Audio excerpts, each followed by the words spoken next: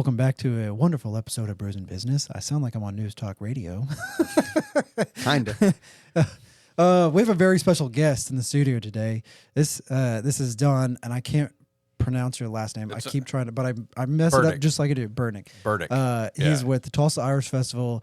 I would almost consider him a serial entrepreneur, knowing a little bit about your history. But today I'm going to learn a lot more about you, and you're going to learn a lot about us too. Sounds great. Thanks. Give me a brief introduction of you and a little bit of what you're up to nowadays. Yeah, sure. So, Don Burdick. The thing that's driving my daily thoughts currently is this Tulsa Irish Fest. But on top of it, I'm CEO of an oil company, Oliphant Energy 2 here in town. I'm on the State Board of Education. Governor appointed me to that a year ago, and I have a man cave. So other than that, that's about all I do. I love that man cave. Dude, I know. He says man cave, and I'm like, well, let's disregard everything else here. Let's focus on man cave. Let's focus on man cave. Yeah. It's more or less of the Tulsa Irish Fest headquarters. Oh, yeah. That's what I'm talking about. Oh, yeah. It's fun. That's awesome. It had like some private entertainment and stuff like that there to entertain business or friends and stuff too. So and it all began because you said you have an F-150. Yeah. So I bought an F-150, and you know how it doesn't really fit in your home garage. Yeah, right. So I'm driving by these places, and I think, garage condos. Maybe I can rent one to park my truck. Yeah. And one thing led to another, and it got a little out of. There's guys who out of hand. Who'll park like a bus-size RV in there. Yeah, no. I every time I drive by those garage condos, I always tell my wife, one of these days we're gonna have to build some of those because I'm gonna need one of those. Okay, and I don't want to pay for it, so we're just gonna build some, and then I'll have. Okay, one. yeah, I like that plan. Yeah. You'll have to come out to the man cave. Hey, make sure he comes to our little pre-party on the 7th. Okay. And automatically invited. Invited. Oh yeah, There you go. yeah. That'll be a lot of fun. We'll get some ideas for future endeavors. So Tulsa Irish Fest is what? We're about 3 weeks away. So it's on March 8th to the 10th through the 10th. Yeah. Tell me a little bit about the festival. I'm so pumped.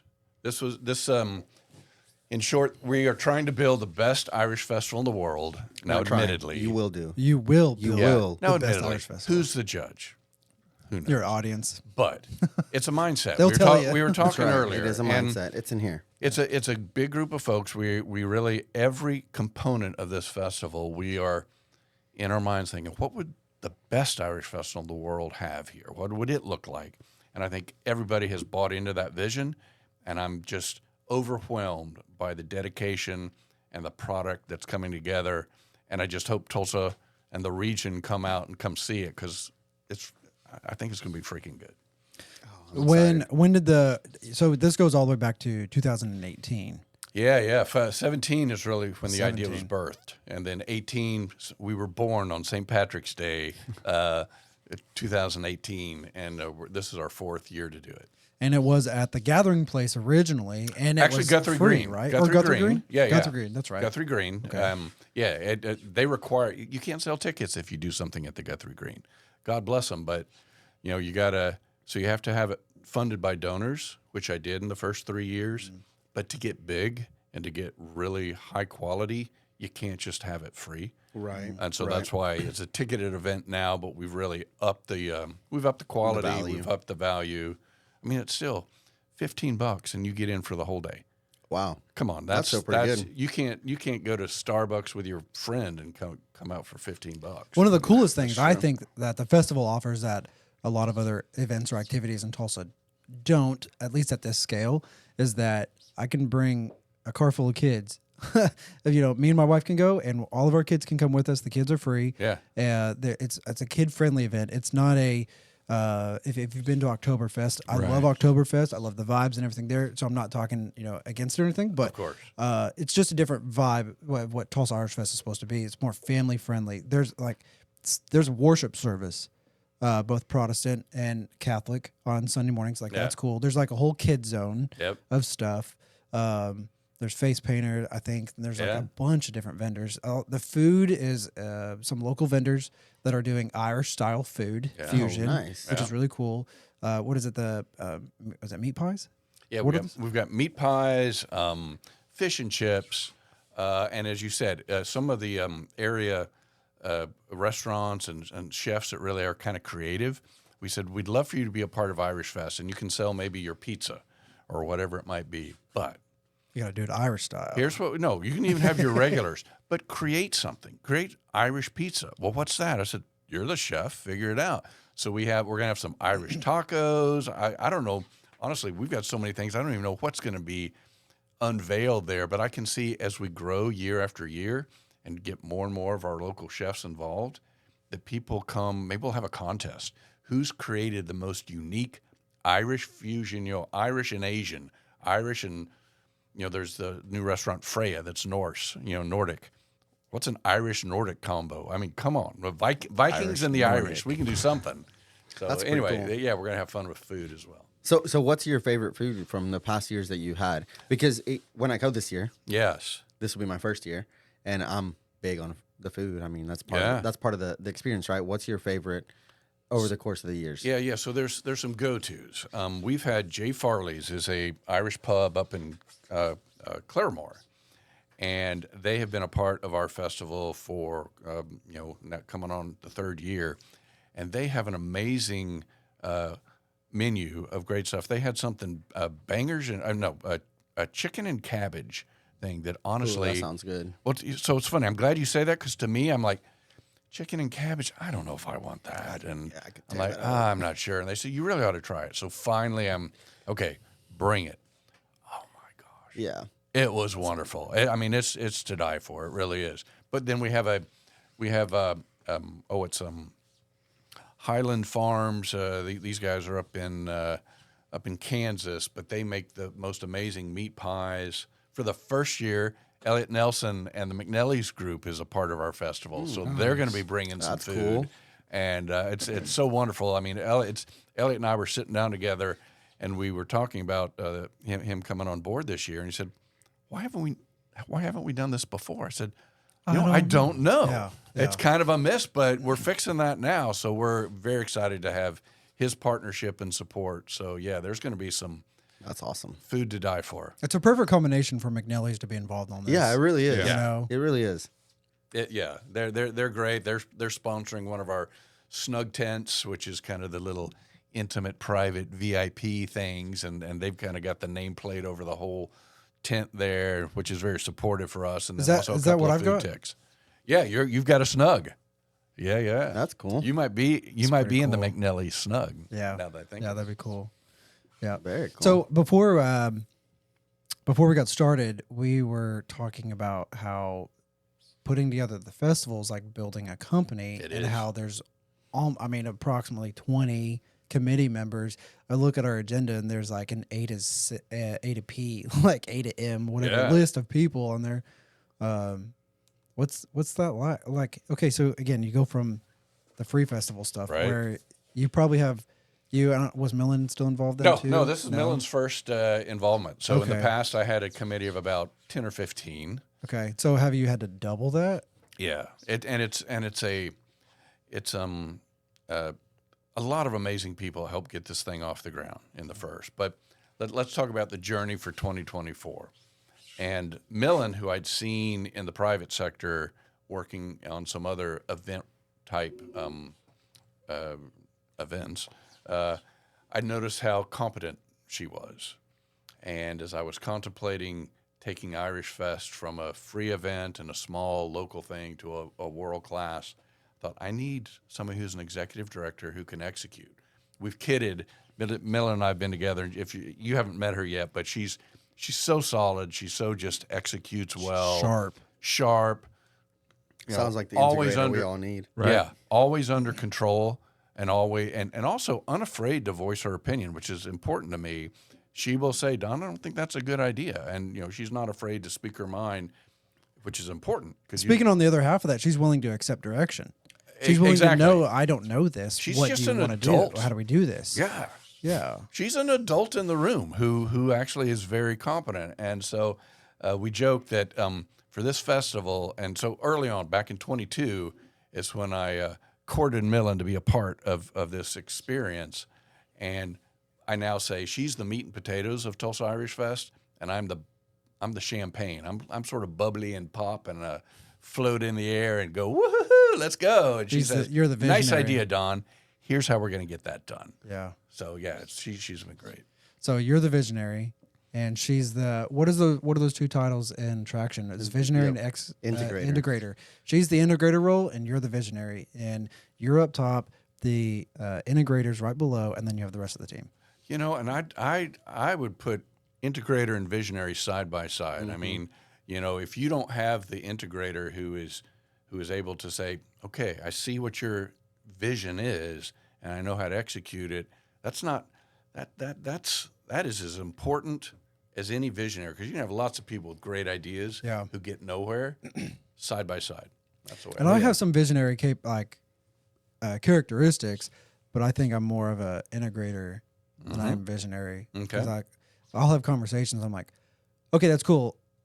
Here's how we're going to do that. How are we going to do that? And I always think that in my head, like especially on like sales calls and stuff. I hear a lot of like big picture thinking business owners and stuff, and I'm like, see, I love the guy who's created a Brews and Business podcast saying, "Oh, I'm not a visionary. I'm just doing that." Well, that's what I was about to say. This is a vision. The only reason that is right. The only reason that is the way it is, Braden, I think, and we've talked about this multiple times, right? I think is you have yet to find your counterpart that allows you to really immerse yourself in your visionary role. And I'm thankful in my position because we're kind of even, the integrator and visionary. We don't really know what the hell we're doing, but we understand that we need each other, and we understand and kind of get it out of each other's ways. So I think, like, for Braden's perspective, he just hasn't had that person yet that allows his visionary. He has to be the integrator and the visionary. Yeah. And that's fine. We all have to have both qualities, but at some point, just like with our spouses, you know, there's a masculine and feminine role. You're allowed when she's around to, you know, be more masculine or whatever, so forth. I think that's the same thing. When you find, I said it earlier, dude, when you find that person, your business is gonna explode, because what you're able to do right now by yourself is pretty impressive. But you're only one person, and you can only do so much. When you find that person, man, your business is you're gonna be like, what? Why did I wait so long? And you know, I think I'm going to say this. I'm just thinking out loud here a little bit, but I think all visionaries are also, they can execute. You know, they have to do that because that's part of them being able to create this vision. They know how to get their hands dirty. But if they're just passionate about the vision, they also realize, man, I can't keep focusing on the creative if I have to do the execution. And so again, you find that person, but you know, in the early stages, you're all in one, and you're making things happen, and then you grow your team. You're wearing all the hats. oh yeah, All the hats. It's funny you say that. I had a conversation with Abraham today about this. You know, I was talking to you about earlier how just the frustration in the business with some changes happening, and I happened to mention him, like, for 6 years, since the day we created this business, we had this idea for what this owner's hat looked like, what this owner's role looked like. But we never really got to practice it. Like, we didn't have the team to support us to be able to let us get into that role. And just over the past quarter, we've been able to have our owners meeting. We've been able to have those meetings where really we get to, hey, right now, we're literally going to do this over a drink and a cigar, and we're going to just be owners. We're going to pretend this business exists without us. And frankly, if I had to go and I hate the way we say it, but if I had to go and shit on everybody's stick, like, I had everybody's plan, because our business is working, right now is the time to do it. And then we formulate a plan together, and we kind of, you know, this is how we're going to present it to the team, and so forth, so on and so forth. But with that is, like, it's cultivating that strength together. And while we did have, Abraham has visionary characteristics and I have integrator characteristics, the reality is, like, you can only do so much, and those people do take, like he said, Millen. She says what needs to be said. She understands his vision. Like, I would agree. Before, I would say the visionary was on top, but here lately, I've started to realize, like, man, I can't do without this guy. Yeah. Like, he can say things to my guys in ways that I can't. I want to say them that way, that nicely, that whatever, but I'm so 100 miles an hour that I just can't. So I need somebody to slow it down for everybody and kind of make it all work. And I've really started to realize, like, in our business, you know, there really does come power between us two, and it is hard to mold that. And like I said, man, I'm excited. I'm excited to see what happens there and how our business molds. And you said they're even, man. You think the visionary, and I hate to say this, but I do believe a visionary can run a business without an integrator, and an integrator cannot do it without a visionary. But you're never going to create that business without that proper visionary. And like I said, that supporting team right now, we have such a good supporting team for us that we're just now starting to figure out, like, oh, wow, this is what that ownership looks like. Like, oh, man, I screwed up there. And now I have to realize, like, these ideas that we have, while they're great ideas, you can't present them to the team yet. You have to formulate them. You have to, if, A through Z them and then present them to the team, because then they're going to poke holes all through your plans. And it's fun to learn what that role looks like between each other. It's interesting. I've been working since October on trying to rebrand SMS. Oh yeah. And That's been fun. It takes brain power to sit there. You just gotta take all the clutter out, and you gotta think of, okay, what is this? Why is this? How do I do this? Where are we going? Why do we want to get there? How do we get there? And like work on the business. It takes time to be that visionary role, right? You got to have that focus. And it takes time, and it takes that mental energy if you're focusing on that creative side. And then if you say, oh, and now I have to go execute on something. Oh, that's exhausting. You got to transition your mind from that to this. It's hard. It's hard. And sometimes you have to do that on a weekly basis. Yeah. Oh, yeah. And one day you're like, okay, I've got to sit here and focus on the vision. And the next day you're like, okay, now I got to figure out how to make that vision happen. Yeah, it's hard. And I've been trying to work on figuring out ways to put myself out of business and get myself fired.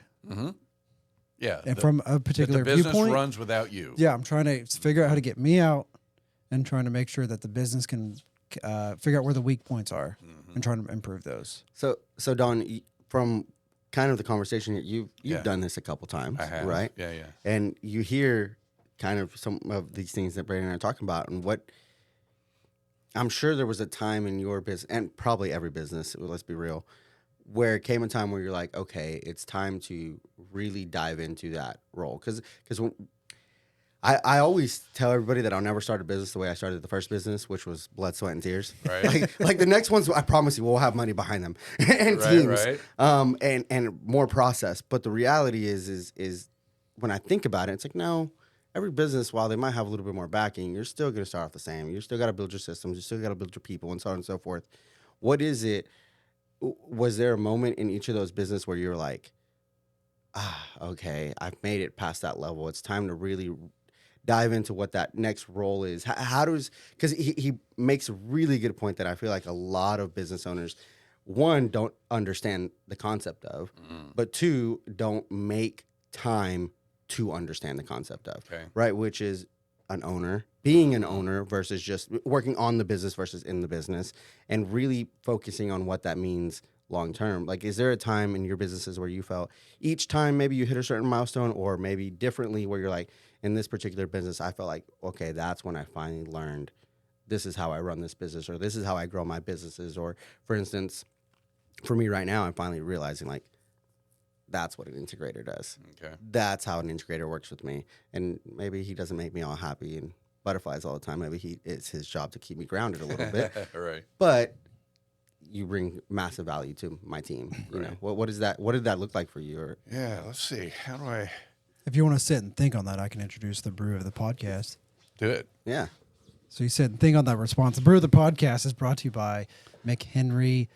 What is this? Henry McKenna. Oh my God. Aged 10 years, bottled in bond, bourbon, whiskey, Kentucky straight bourbon. Do you know it's a law that you can't call it Kentucky bourbon without it coming from Kentucky? Yeah. That's a law. That's a legal thing. A lot of people don't know that. I think that's cool. But this is delicious. Thank you, Abel, for bringing this in. Man, I was really happy with the bottle. Yeah. And then there's also the Deacon Scotland. I only bought this for the bottle. It's a beautiful bottle. It was a $35 bottle of Scotch whiskey. Yeah. And I was like, this is a dope bottle. Like, I don't know if I'm going to drink it or not, but. I mean, it doesn't drink bad. It's a nice drink, but it's just. That's what I got in my glass. Yeah, right it's now. not bad. It's going down fine. The bottle's cool. I saw that actually whenever I went to go buy that bottle of McKenna. I saw that bottle. I was like, man, I would totally pick that up, because in the shelf that it was in that liquor store down the street, stands out. Like it does. I was like, oh man. I was like, that's perfect placement of that bottle. Yep. Like, it's the only bottle that's just bam. It looks good in the man cave. I bet. I bet you it does. Yeah, that's right. It's a cheap edition too. There we go. Yeah. So I mentioned earlier before the show that I'm a geologist by degree, and as I got into geology, I basically pursue that as a college degree because I wanted to go hiking and scuba diving and be outside.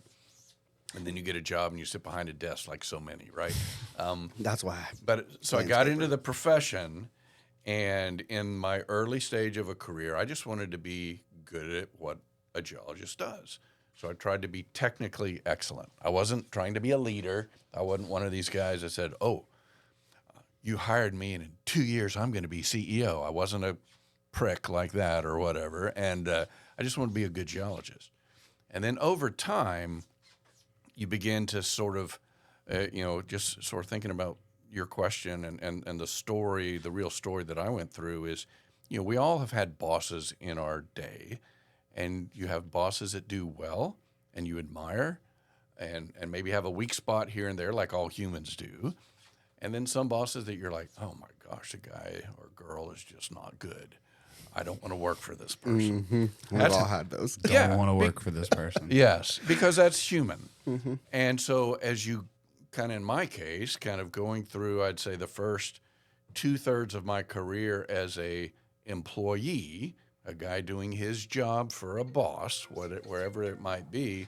There's my boss now saying, "Hey, what are you doing? Get off the radio." No.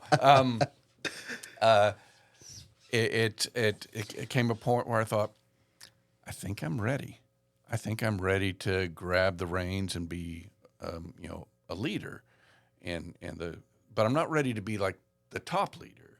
I want to start climbing the ladder, and so I got my first job as a middle manager, where I was able to test out some ideas on how I would inspire people to do their best, guide them in the way that I thought would, be beneficial to the company, all of those kind of things. And so, boom, I'm now into the game and learning, doing some things that seem to go well and making some mistakes.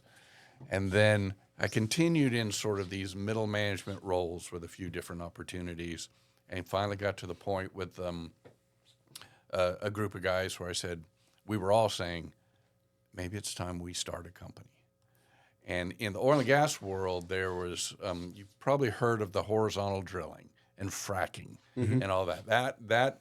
The use of that technology really exploded around 2011, 2012. And so a lot of people in my profession were seeing that. And there was a lot of private equity money that was circling around saying, hey, form a team with a dream and we'll fund you. So a group of 6 of us started thinking about that. And we had some professional success as technical guys, but could we start a company? And so we're dancing with some of these private equity firms, and they're saying, oh yeah, you guys are great. You should form a company. So we're getting fluffed. Getting and hyped up. Everybody's feeling it. We're going. I guess we are great. Yeah, everybody tells us we are. Yeah. Looking at the Secretary of State website, be like, is this name available? That's right. Yeah, that's right. File And this you're right now. All right. So it reached a critical point, where the 6 of us said, okay, all of this opportunity is in front of us. Are we really ready to do this? We have to quit our existing jobs with nice paychecks, and vacation and security. Mm-hmm. And so we said, let's meet Sunday afternoon, everybody, and today we're going to go around the room at the table, and this is commit or pull out day. So we sat down, and one of the guys there said, hey, I need to tell everybody, I've talked about this with my wife. I've got 2 young kids. I'm in a great job situation. She just doesn't want me to take this risk. That's fair. So I'm out. Yeah, that's fair. And this was the day to do Absolutely. that. Yeah. Absolutely. And then another guy goes, oh, I was really counting on you being a part of this. I'm still in, but I'm a little more nervous now. Mm-hmm. And then I see that, and there's 2 of our 6, 1 down, 1 wavering. And in my mind, I'm thinking, you know what? This is going to be harder than any of us really realized, because none of us had done it before. I wish somebody would have said that to me. Yeah. And so I told him, I said, I'm out. I don't think this team is ready for, we all have been drunk on the accolades thrown our way by people recruiting us, But the truth is, none of us know how to do this. And I think there's enough uncertainty that I don't think this is the team to do that. Mm-hmm. And so then this team broke up. We're all friends, but it broke up as a business, as guys going to start a business. Yep. 3 months later, I get a phone call from a guy who knew I was in this journey, and he says, I'm with a team of repeat offenders, serial entrepreneurs. They're looking for a co-founder to join.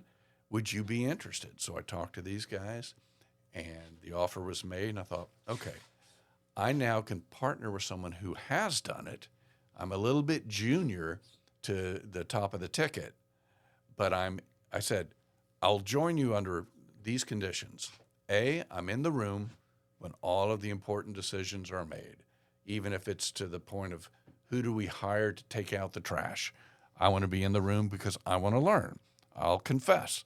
I almost started with some guys that had never done this before, and the reason I'm going to partner with you is I want to learn from you. Mm-hmm. So if you will grant me that, not just a job, but grant me a junior partnership, then I'll be a part of it. You were vulnerable for them.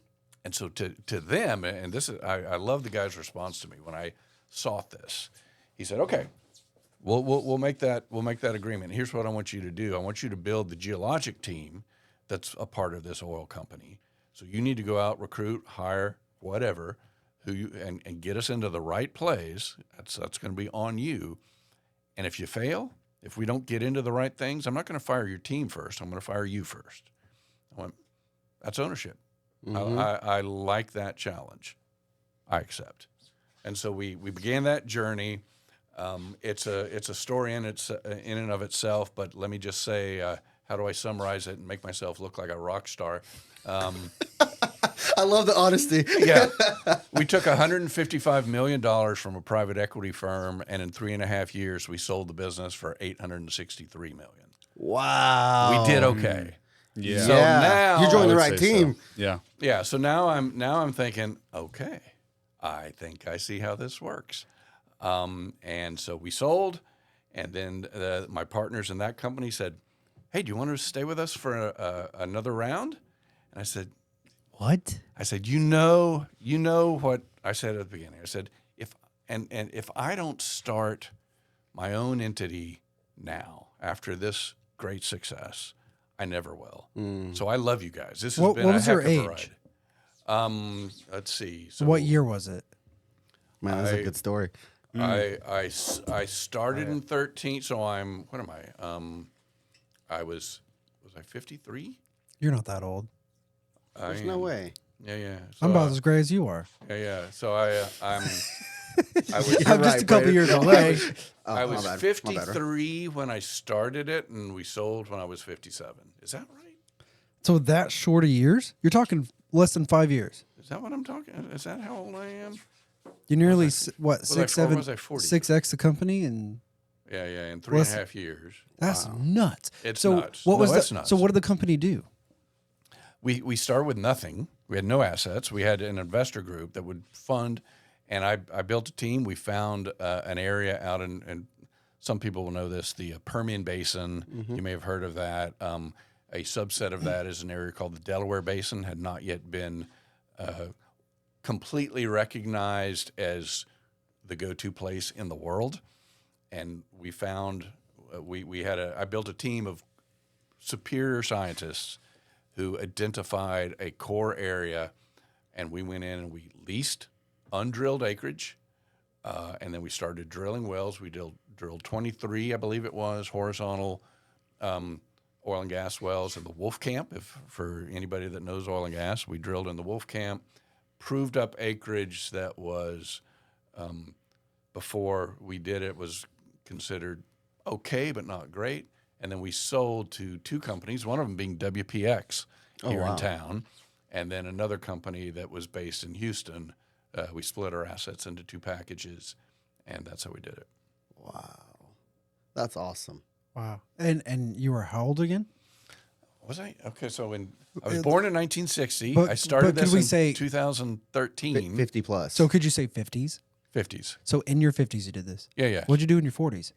Technical guy. Well, in the 40s, 20s, 30s, and 40s. What did you do in those decades? In those decades, I was a technical guy mostly, and then in the 40s, in the mid 40s, I started this journey of saying, okay, I'm ready to Be the leader. not be the top leader, but be one of the guys. But you weren't in business. 20s, 30s, and 40s. I was a technical guy. No. Wow. You weren't an I don't have- owner.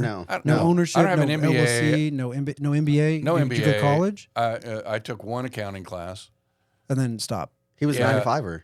Okay. He was an employee. So 100%. you were an Yeah, employee. yeah, employee. And so you didn't start wanted really more. what this journey you're on now. No, I mean, I was- there's somewhat this journey you're on now Yeah. until your 50s. Yeah, How old are you now? 63. Dude, this is a fucking Dude, testament. that's wow. That's less than 10 years. I guess it is.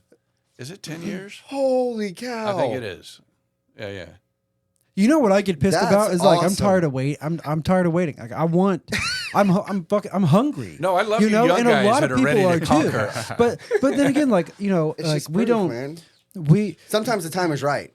yeah, Sometimes the time is right. Sometimes you get lucky with the right place, with Yeah. the right people, having the right conversation, and it just works. Yeah. You know, and I'm trying to find. I want There's to no be. secret sauce. There's no secret sauce to it. A lot of people are like, "There's a science to it, and there's a math, and the math is math, and so that's how we can the make math is millions." It's like, and I asked. Remember Josh Carnley? Yeah. Remember yeah. the conversation? I asked him. I was like, What's- "Dude, was it just luck, or did you happen to just do the right things at the right time, and it was just yourself? You did it." And he's like, "It was about 50-50. He's like, "It took half of it was me doing the right things at the right time, at the right place with the right people, and the other half was luck and having all that happen in sequence." And him and I started in business about the same time frame, a year apart. He started in 2013 and in 2014. And I'm pissed that I'm not at 50 million like he is. He's in a different service industry as well. And again, everyone says they have their own course to It's all take. relative. And, it's all relative. And it'll happen in a time frame. But that blows my mind that's almost a testament to where there's so many people who are like, I'm not there yet. I don't feel it. I haven't hit my that whatever that because sometimes you can see it, like sometimes you can feel it, you can taste it. Sometimes you've touched it, and you're like, but how do I get there? I'm not there. And you got to try to figure out ways to be like, okay, you can't just be like sitting on the couch. Luck's gonna happen. Let me flip this quarter, and eventually someone's gonna call me. Like, no, you have to figure out ways. You have to make some actions to put yourself in those lucky predicaments. Yeah. But like how? Again, like how do you do awesome. that? And So- you don't have to do that. Like I'm 31. I just turned Okay. 31 Okay. a few weeks ago. You're 28, 29, and you're 27. 27. 20, yeah. See, at 20, at your age, I didn't know Jack, and I knew I didn't know Jack, and so I just wanted to be a good technical guy. I mean, hearing you say this too, all along the way, I thought, well, here's what I am employed to do. I'm going to be a great employee. I want people to say he works harder than what we pay him for. So there was that mindset that I tried. You don't always have it, let's be honest, but generally in the back of it say, Right. you You're going to try 70% of the time. Yeah. 80% if you can. Let's Yeah. be real. Life Push it. happens. Yeah, Life yeah. happens. life Yeah. happens. But you, in the back of my mind, it's like, I'm going to be the person that they say, okay, he's really working hard. I'm going to be the guy that I'm count giving on. them more than they pay me for. So there's that approach. And I honestly, I didn't have any driving passion to be the leader. My dad, if I look at my family background, my dad got hired out of college to teach at a college and kept that job till he retired. So sort of the lesson was get a good job and do well at it and keep it. Don't jump ship. Oh, I jumped. Yeah. I've had 15 jobs. I've learned to jump. Oh, I'm a serial But I jumper. did that. I did that not between that like the It's age never of, too late. right. I did that between 18 and 20. I did Okay. that. Yeah. See, I had you're 15 you're jobs. so far ahead of me. When I was figuring this stuff out, I was a slow learner, but I was also fairly content because I tried to enjoy what I did, do it well, and when I found a situation that I was happy, I wasn't just driven to go do something else. No, just do this and do it well. And there was, in fact, the catalyst that got me from being a employee to a manager was when the company that I was at that time sold, and now they didn't exist. So I was a content employee for 7.5 years with this one company, and I loved the team. I loved what I did. I didn't need to change anything. And now I'm forced into it. I said, well, all right, I guess if I ever am going to start the leadership ladder, let me go look for that. And somebody took a chance on me. I'd never been the leader before. They hired me, and then that began. Then I got a taste. Oh, steering the ship is a little bit better than just rowing the oars. Yeah, right. Okay. It's a lot more stressful, but no one to point. Yeah, when something goes wrong, it's the back at yourself. Right. Boom. You're the firefighter, but the only and the fire starter. and the fire starter. Right. So late in life, I kind of thought, all right, I guess I'm ready. I'll try.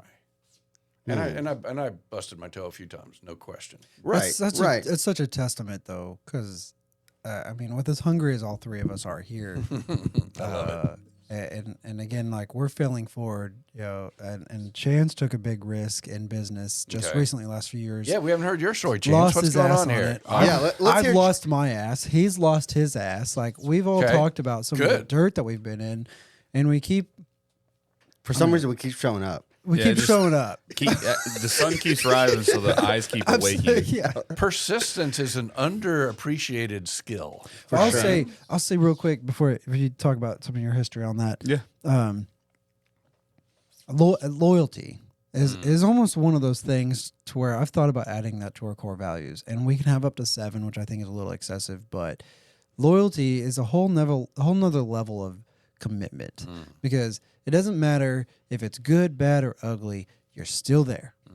Like when you're married to someone, that's supposed to involve loyalty. Like, and again, there's probably a few fine line things where it's like, all right, if you go out and kill someone, I don't know if I can be loyal to you. Yeah, because I can't be loyal to all customers. So we're not talking extreme. Yeah. But like that level of loyalty and dedication that you have to have. So I always say, like, I discourage people from getting into business. I'm like, you don't do it because a lot of people are like, I'm going to not work for the man and I'm going to make all the money and I'm going to have all the freedom. And I'm like, you're right. You're not working for the man. No, working for all the men. You don't understand the level of like the risk, the different things you have to know and learn. And I would say, and this is a question I'll ask you at some point in time. I ask people, do you just get started or is it better to be prepared? And I just went started.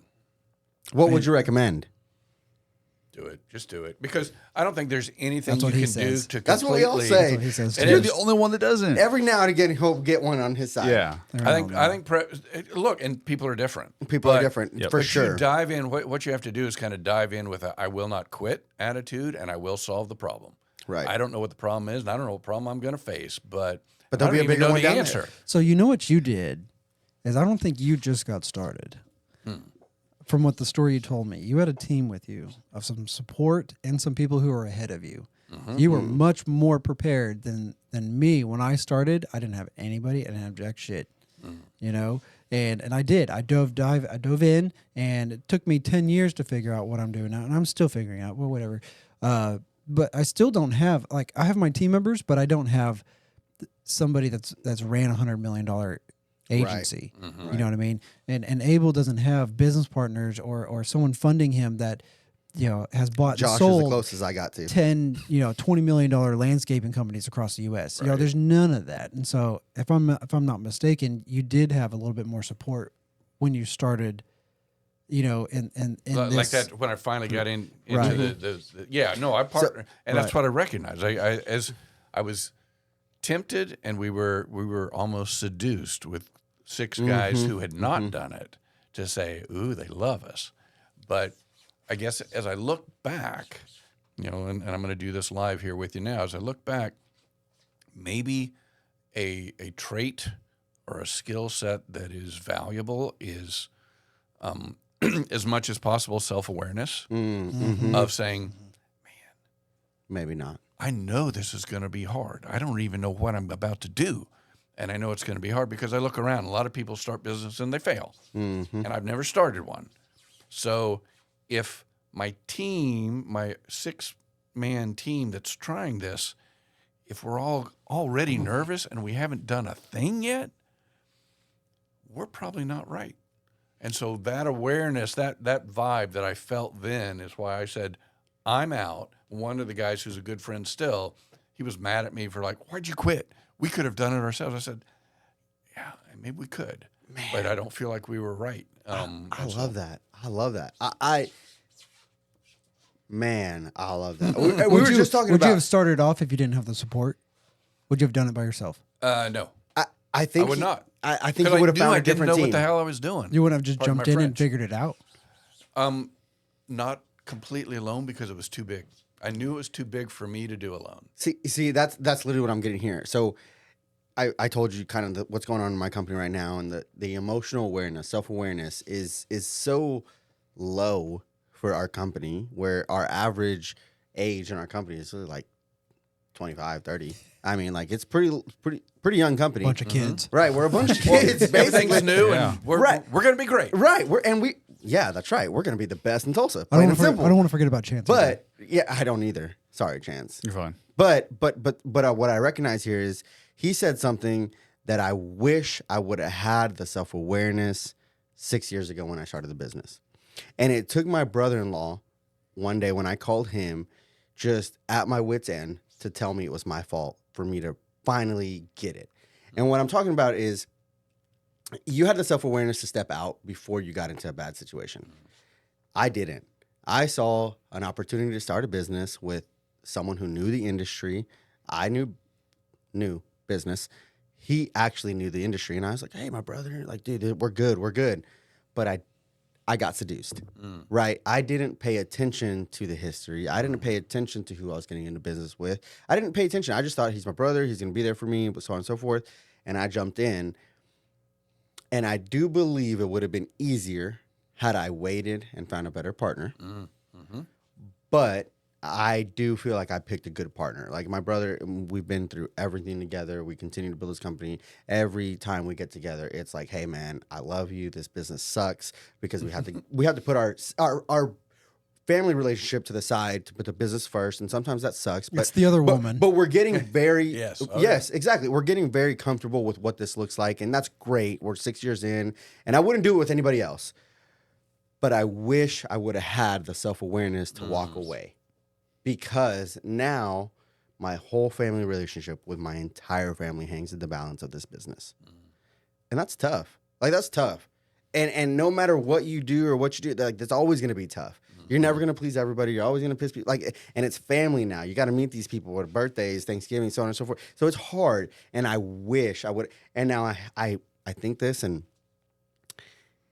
I talked to Abraham about this earlier, how things seem to be happening now for our business that wouldn't have happened to us even a year ago, 2 years ago.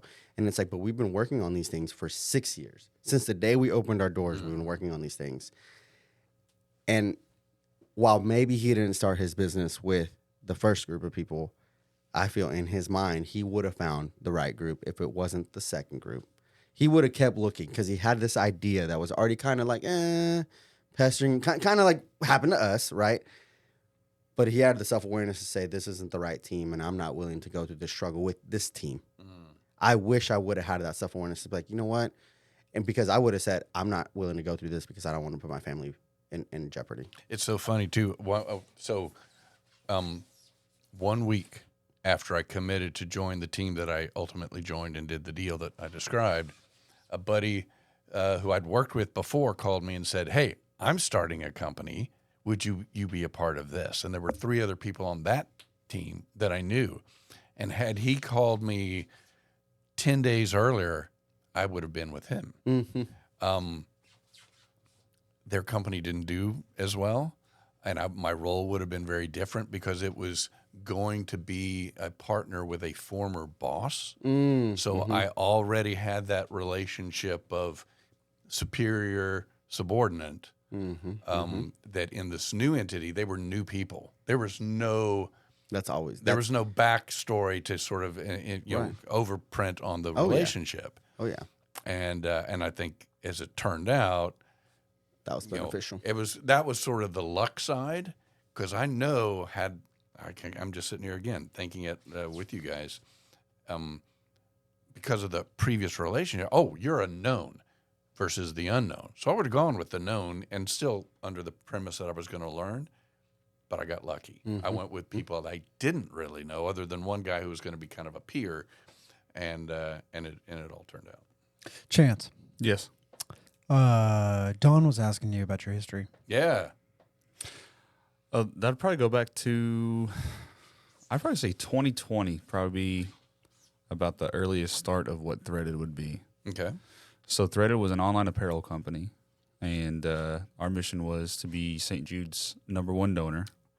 Yeah, big mission, big try. Right we out of the gates, I love that your mission was to be a benefactor, Yes. a donor. Trying to. Totally cool. I love that. Threaded will come back eventually when I have more capital to push behind it. Like you said, you got to have money to start. And I did, but it didn't go as planned. So, but that's okay. No worries. But yeah, 2020, a friend of mine started a apparel company, and it took off. Okay. And he made quite a bit of money. And I was like, I could do that. It's like you said, I had somebody to kind of go with. Mm-hmm. And he helped me quite a bit, but it didn't go off, and ended up losing on that one.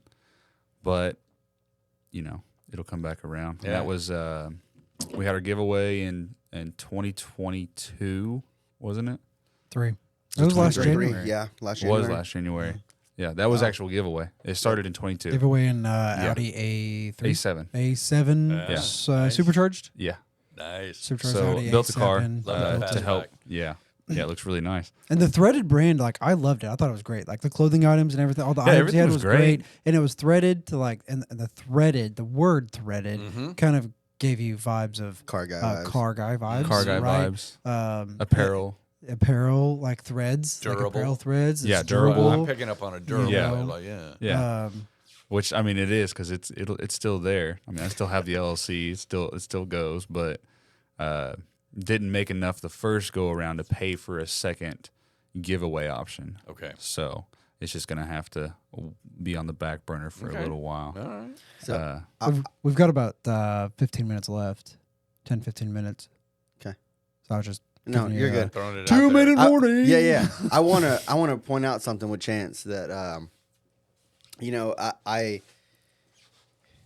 this guy took a risk that I feel like a lot of us would love to take. Mm-hmm. Right? He literally built a business around the idea of giving away stuff. Yeah, very cool. Like which is crazy. It's crazy. Anybody who's been in business is like, wait, what? Like you're gonna give us something? It's crazy.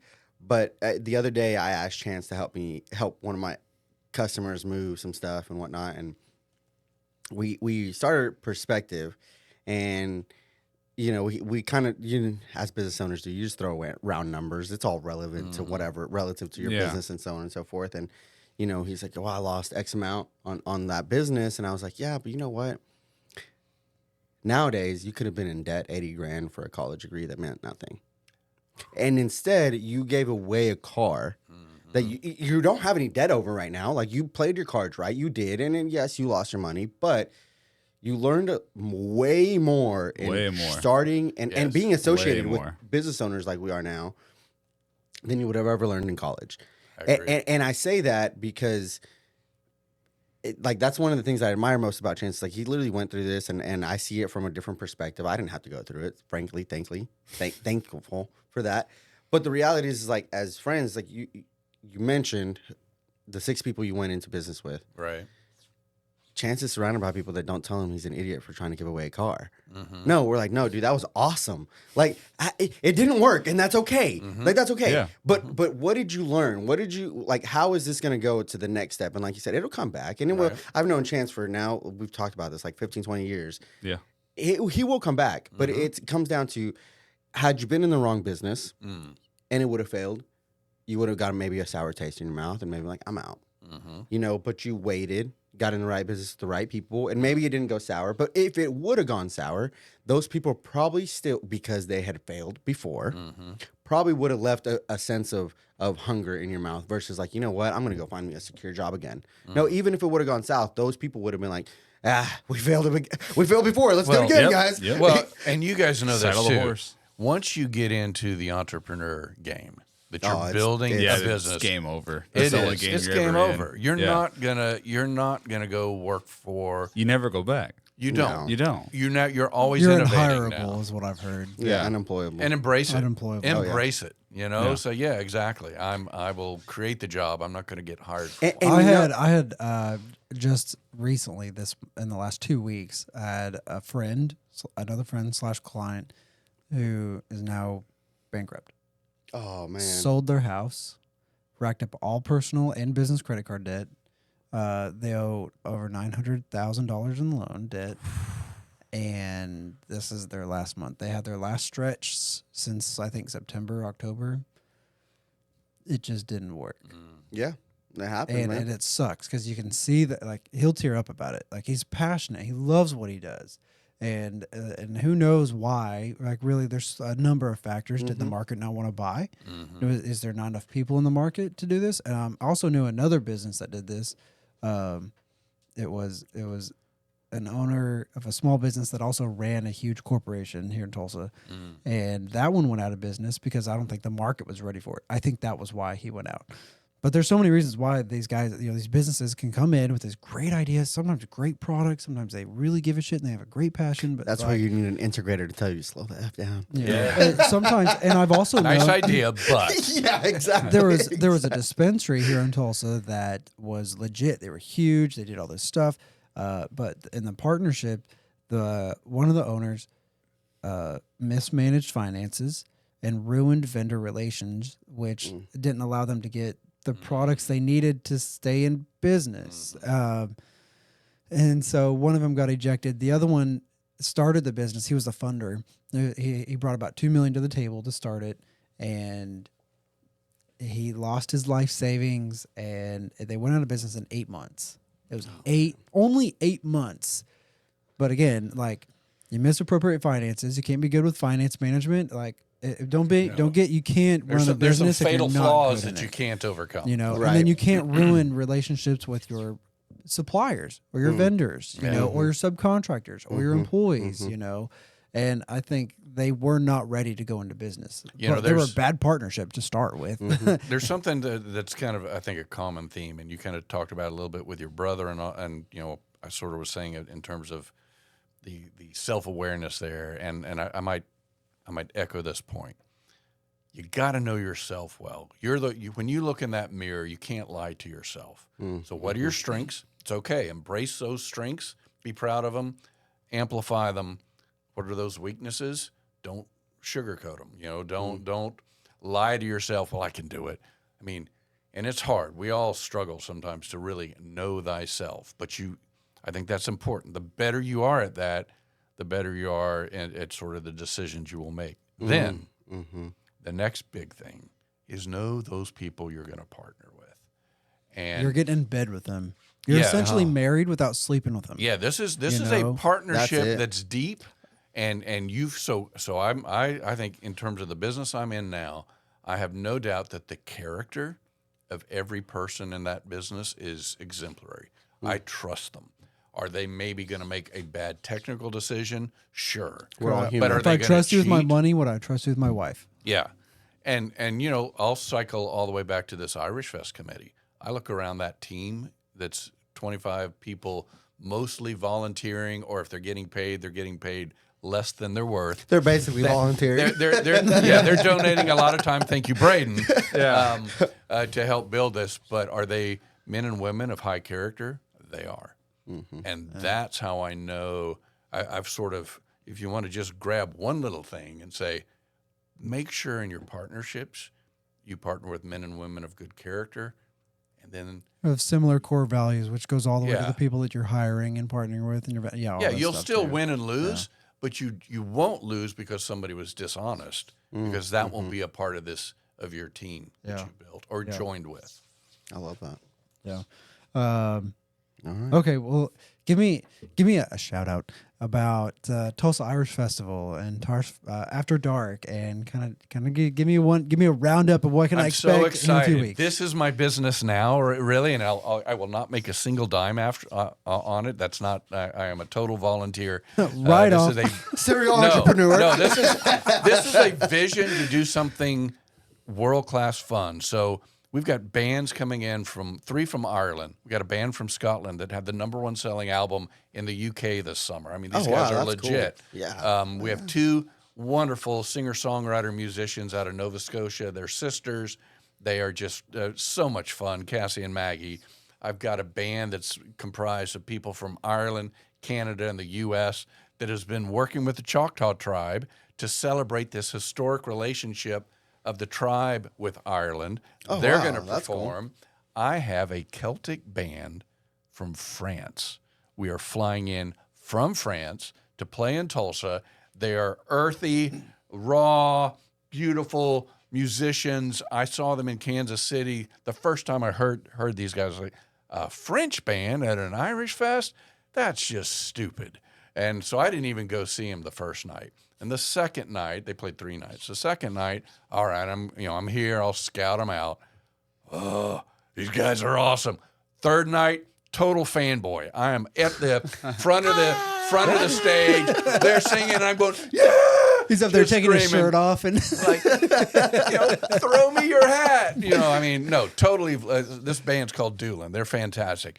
We have 5 other Celtic bands from around the U.S. coming in, and every local Celtic band that we could find, we want to support our local artists.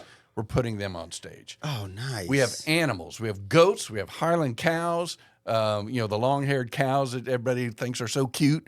We'll have some cow babies. So come check them out. We're going to have sheep herding dogs, baby cows. Calves is a fancy word. We have great food. We talked about that a little bit earlier. We got a culture. We got Danny Boy O'Connor. Do you know who that is? No. This dude. Jump. Irish hip hop. That was an Irish-derived song. Go on YouTube. Like 130 million views of this guy, and is just amazing. And I met Danny at drinking coffee. Actually, I first met him a couple of years back with one of my Irish artists who knew he lived here in town and said, "You need to meet Danny Boy O'Connor." So we sat down. We visited. Great guy. And about 8 months ago or so, a buddy of mine reconnected me to Danny, and we ended up meeting. We went out to the man cave. We had some talks. I need one of those, man, dude. And Danny has become such a supportive person for this festival. He's gonna be a part of this after dark for the late night. You young people go to that thing from 9 to 2. But we're going to have an amazing group of folks. And he's brought in some friends of his from Boston and kind of New England, Irish. There's a guy named TJ English, apparently has written the definitive trilogy of the Irish mob in Boston with the cops, the politicians, the gangsters. TJ's going to be here talking about his works and what he's learned. So a really fun, earthy element to the festival. So I'll end with this. The vision of Tulsa Irish Fest, again, be world-class, one of the best, but just as importantly, that it becomes part of the fabric of life of living in Tulsa, Oklahoma, that people say, oh, yeah, we have this great Irish Fest. You should come into town when our Irish Fest is going on because it's so much fun. Mom and dad, the kids, the grandparents, we want every age group to say, I'm glad I'm here. This is a good time. And that's what we're building. That's the vision. And I think Braden, I appreciate your help and work on this, getting the word out, because we got to get the word out for people to know to come. But that's the vision this committee has. And I feel like it's a good use of my life to be a part of building something this cool. So that's what we're doing. I'm proud of you for doing it. I mean, it's a lot. I'm trying to keep up. Trying to do my best to You really are, man. understand. You're a warrior. To understand the vision, and like there's a lot of moving elements, and so I'm trying to really understand everything that we've got going on, and trying to make sure it's got some media coverage, things like that. So it's a lot of fun. Okay, so man, this was a good one. It was a lot. It was a lot. It was a lot to cover. We swirled around a lot of things, didn't we? That's good. We'll have to have Including you some on whiskey. Little Yes. wrap around. Yeah. Yeah, right. So Tuesday night, real quick. Why is it so far down? So Tuesday night, me and Braden went to. Was it Tuesday or Wednesday? Tuesday. Tuesday. Eagles concert. Yeah. We went to the Eagles concert here in Tulsa. To be okay. Yeah. The who Eagles? Yeah, the Eagles. Saw Okay, the yeah, Eagles. yeah. Yeah. So they're They're in their 70s, man. Oh out there man, they still were rocking it. getting it. Thanks for the invite. I had Great one more music. ticket. I should have got. It's great I'm music, just kidding. I'm honestly. just kidding. It's okay. That's my third time seeing them. He Okay, would have every been in time. bed by the Did time you go we there? started. I went a few years Yes, back. yes. I think it was Might be 3 10 years years ago. Well, I might It was have 3. Okay. Yeah. Well, there was one even before then that I went. They've been here Yeah. multiple times. Yeah, yeah. And I've seen so them 3 times. All the guys were still they were all alive when I saw that Okay, version so of the Eagles. so that's a while back. Mr. Fry was still Fry? alive. Yeah. Ben Fry. Glenn Fry. You're Glenn right, Fry. right. And his son Deacon. Oh, Yeah. So he took over his part. did he? Yes. I didn't know that. Oh, how cool. Yeah. So the first year, 3 years ago when they came here, was the first year Deacon was playing. Okay. But it was an open bar, and me and Braden may have drank a little bit too much because I took him out for his birthday. Okay. So yeah, I can't quite drink right now. Oh, gotcha. Yeah, I gotcha. I drank my one time for the week. All right, So I was so swirling, and I didn't have one. you didn't have I'm anything to missing swirl. out. I I'm missing know. out It's because all we right. had It's too all good of a right. time. You had a little extra swirl earlier. Yeah. Pour me one of water, I guess. a glass of water. Of water. Yes. glass of water. Shout out to Blue Studio for allowing us to record our podcast in here, and which is Definitely. expanding because of our time and investment in here. Pretty Well, cool. the Brews in Business is just about a year and a half-ish old, maybe a little bit longer. We little started older. in August of 22. Okay. And Blue Studio was just a little bit before that in May of 22. And so here in the next month or two, we're going to be coming up. Blue Studio is going to have a whole new podcast setup, and so that's going to be really exciting. It's getting pretty, close. it's pretty awesome. Yeah. Amazing. So I'll have to Yeah. walk you over there and show you what all is going on. So, Let's go. and then on a side note, we have these really, really badass what are these called? Can-shaped Can-shaped glasses? glasses. Yeah.